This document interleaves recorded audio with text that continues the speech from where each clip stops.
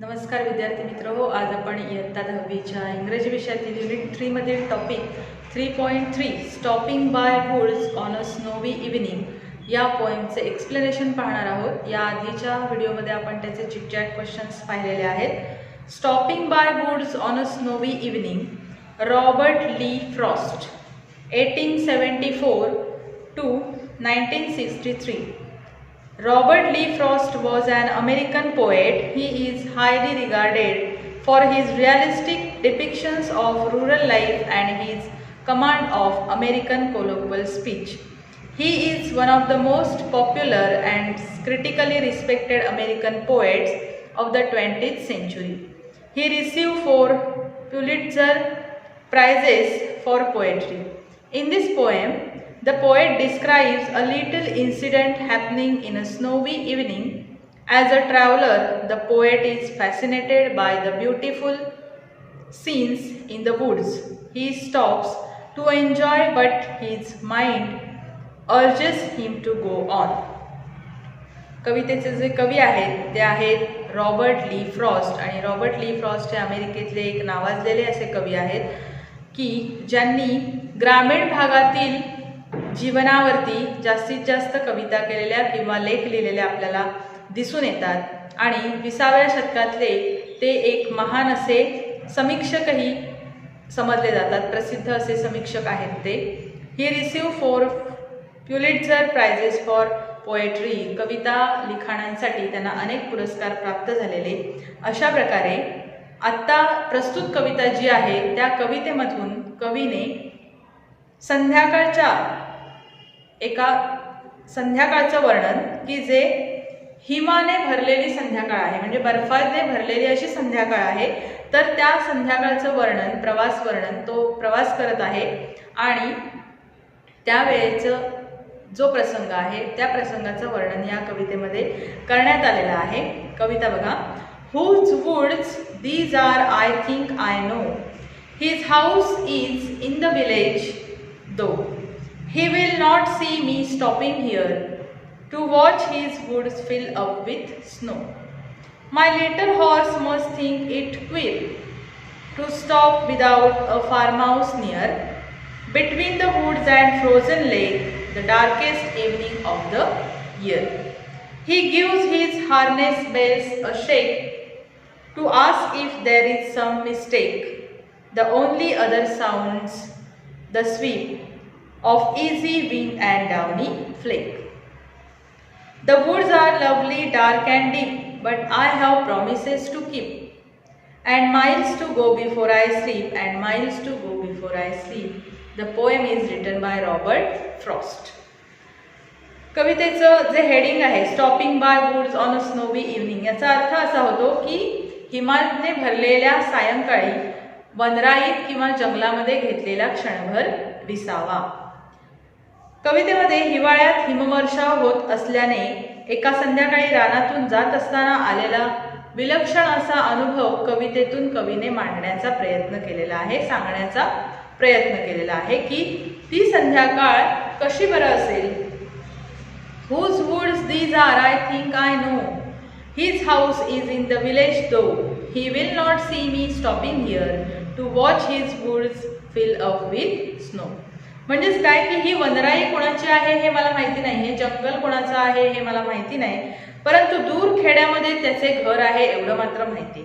आणि आता त्याची ही जी वनराई आहे ती हिमवर्षावात न्हावून निघत आहे आणि हे मनोहर दृश्य पाहून मी इथं थबकून राहिलेलो आहे, पण त्याला मात्र हे कधीच समजणार नाही। म्हणजे ज्या ठिकाणी कवी उभा आहे ते ठिकाण दुसऱ्या कोणाचं तरी आहे, ती वनराई किंवा ते जे जंगल आहे ते दुसऱ्याच व्यक्तीचं आहे, परंतु ती व्यक्ती मात्र आता इथे नाहीये, ती दूर खेड्यात राहणारी व्यक्ती आहे।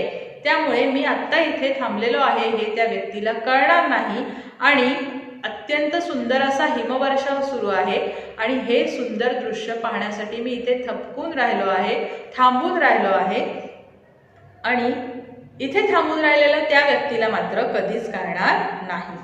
My little horse must think it queer to stop without a farmhouse near, between the woods and frozen lake, the darkest evening of the year.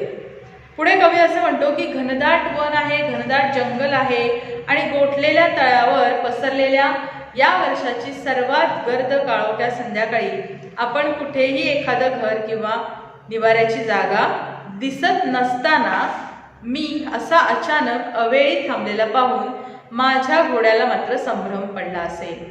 म्हणजे कवी तुम्ही चित्रात बघू शकता, तिथे पोएमच्या इथे चित्र दिलेलं आहे की आजूबाजूला संपूर्ण जंगल आहे, हिमवर्षाव थोडाफार होतोय आणि कवी घोड्यावर बसलेला आहे. त्यामुळे कवी या दुसऱ्या स्टांजामध्ये वर्णन काय करतोय की घनदाट जंगल आहे, सगळीकडे गोठलेलं तळं आहे आणि या वर्षाची सर्वात ही गर्द अशी काळोखी संध्याकाळ आहे आणि अशा वेळेला इथे आजूबाजूला कोणतं घर दिसत नाहीये, कोणता निवारा दिसत नाहीये आणि मी का बरं थांबलो असेल, अशा गोष्टीचा प्रश्न कवीच्या घोड्याला पडलेला आहे.